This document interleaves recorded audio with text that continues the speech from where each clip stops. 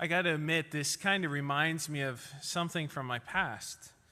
I remember there was a time, actually there's a lot of times, when my grandfather would be sitting there regaling us kids with all these different tales and everything else and stories from his childhood or my mom and dad's childhoods and stuff like that. And we'd be sitting there and my mom would go and yell at us to come on and do the dishes. And so, like a good bunch of kids that they were, my brothers and sisters got up and started doing that, and I chose the better part. It never turned out well for me. I wound up doing most of the dishes most of the time myself. So, 3 things I wanted to bring out, though, for today. Hopefully I can remember all 3. The first is, do we recognize Christ whenever he comes? Right? Do we even recognize him enough to welcome him into our homes, of our hearts? Do we recognize the Spirit working in the world enough to recognize him and to say, yes, please come, make me your temple? Do I actually do that? Do I go around and recognize all the little times that he's working, right?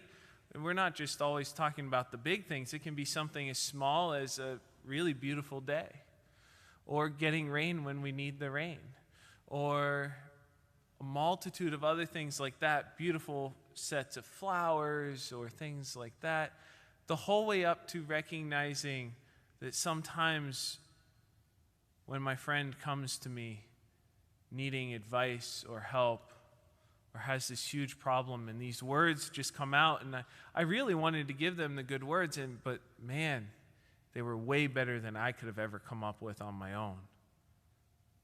Do I recognize the Spirit working, saying, yes, please, come, be within me? Do I recognize God and invite him in? Because this is a prerequisite for everything else. I mean, if Martha wouldn't have recognized Christ as the Messiah in some way, shape, or form, recognized him a little bit, and invited him in the house,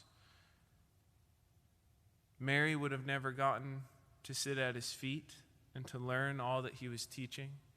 And Martha would have never learned or have been able to been told that, hey, there's something more than just doing good works.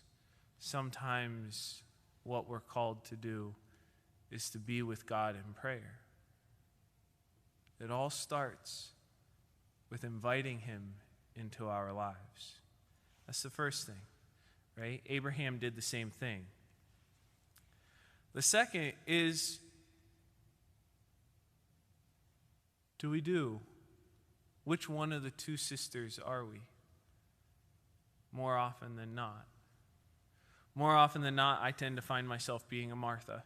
I got to admit, most of us do. We tend to like to do something.